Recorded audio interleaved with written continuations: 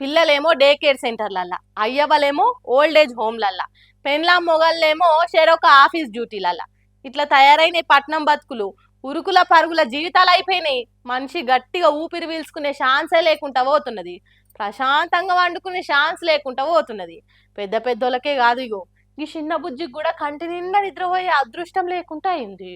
కొంతమందికి లక్షల రూపాయల ఇలువ చేసే సుతిమెత్తని పరుపులున్నా నిద్ర పట్టది. ఇంకొంతమందికి రాళ్ల మీద వండుకున్నా ఉత్తగానే నిద్ర పడుతుంది. హాగో గసొంటి అదృష్టవంతురాలే కావచ్చు ఈ బంగారు తల్లి. వచ్చింది బడి కాని పడుకున్నది ఇంటికాడి మంచం కాదు, క్లాస్ రూమ్ బల్ల మీద అని మర్చిపోయి ఎంత మంచిగా నిద్రపోతుందో చూడుండ్రి. టీచర్ అమ్మ వచ్చి ఏయ్ లే, అరే లేచిట్టి లే లే, బడికొచ్చింది బెంచ్ మీద వండుకోనికేనా అన్నట్టు చెయ్యి పట్టి ఊపుకుంటా, చెంపలు గిచ్చుకుంటా, చిన్నగా కొట్టనట్టు కొట్టుకుంటా నిద్ర నుంచి బయటికి తీసుకొస్తున్నది. కాని కుంభకర్ణుడు కూర్చొని నిద్రపోయినట్టు బిల్కుల్ లేస్తలేదు. అటు ఊపి ఇటు ఊపి లేపితే చాలా కష్టంగా కండ్లు తెరిచి చూసి మళ్ళా వండుకుంటున్నది.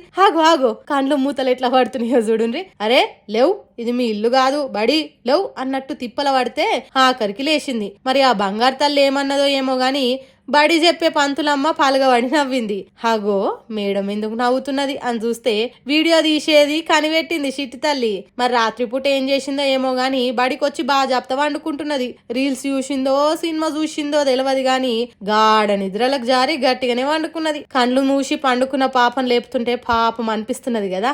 అసలు లెక్కకైతే చిన్న పిల్లలు పెద్దోళ్ళ కంటే ఎక్కువ నిద్రపోవాలన్నట. అట్లయితేనే వాళ్ళు మంచిగా పెరుగుతారట, మెదడు కూడా చురుగ్గా పనిచేస్తుందట.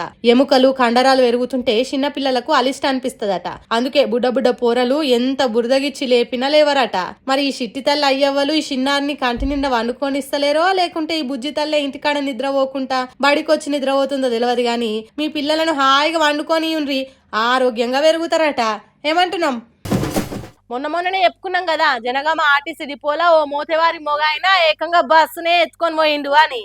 ఏడుకొండల ఎంకన్న దానికి పోయేటందుకు ట్రైన్ మిస్ అయితే ఏకంగా ఆర్టీసీ బస్సుని ఆమాంతం తీసుకొని పోయిండని చెప్పుకుంటాం కదా. హాగో ఆ తురుంకాన సోంటి తుటారి మొగాయన ఇంకొకడు అదే పని చేస్తున్నాడు చూడుండ్రి. Speed పెంచుండ్రి, accelerator దొక్కుండ్రి.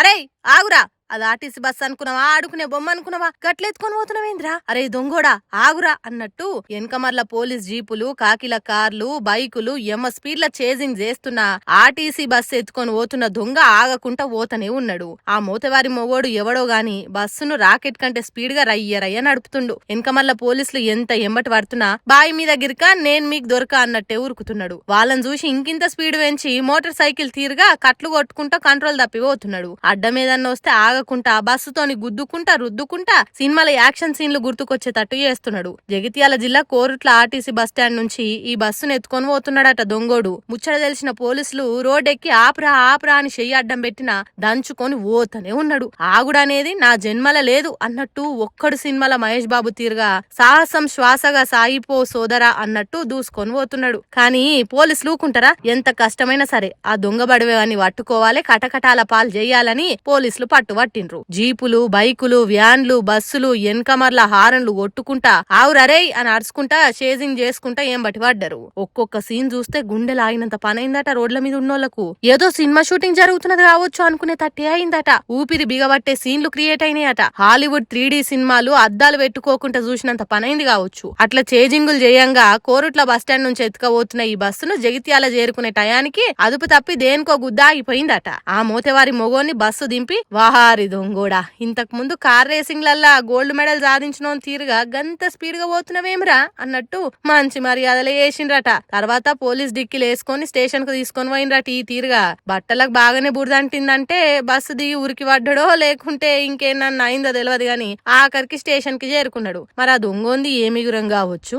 ఆర్టీసీ బస్సు ఏమన్నా ఆవకాయ గింజ అనుకున్నాడా? జేబులు వేసుకుంటే ఎవలకు కనిపించకుంటుండే తందుకు ఎవల ఒక్కల కంట్ల వడకుంటుంటదని చిన్న లాజిక్ ఎట్లా మర్చిపోయింది కావచ్చు అంటున్నారట. ఆ దొంగోని తెలివి తక్కువతనం చూసిన జనాలు. అట్లనే పోలీసార్లు చేసిన పనిని మెచ్చుకుంటా ఆర్టీసోలకు జరంత పైలంగా ఉండాలే, బస్సును ఎవరు ఎత్తుకపోలేరనే అశ్రద్ధ చేయొద్దని చెప్తున్నారు. మరి నడుమ దొంగల కన్ను ఏటీఎం సెంటర్లు తాళాలేసిన ఇండ్ల మీద కాకుండా ఆర్టీసీ బస్సుల మీద ఎందుకు పడుతున్నదో ఏమో అర్థమైతలేదు. ఆర్టీసీ బస్సు కంట్ల పడితే చాలు అయస్కాంతం తీరుగా లచ్చిందేవి అని గుంజుకుంటున్నది కావచ్చు. వెనక ముందు చూడకుండా వేసుకొని పోతనే ఉన్నారు. ఆర్టీసీ అన్నలు ప్రైవేట్ బస్ ఓనర్లు జరంత పైలంగా ఉండుండ్రి అని కోరుతున్నారు ప్రతిరోజు ఆర్టీసీ బస్ ఎక్కుతున్న పబ్లిక్.